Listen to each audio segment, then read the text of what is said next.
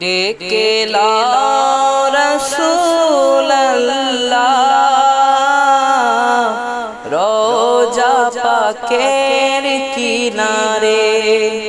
আমি কেঁদে কেঁদে হই গো সারা,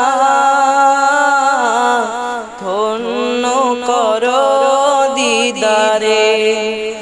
আমি সহিতে পারি না বিরহ জ্বালা, ধন্য করো দিদারে। দুই সাথীকে পাশে নিয়ে গায়, ঘুমিয়ে আছে নিঝুম নিরালায়। সারা দাও রাসূলুল্লাহ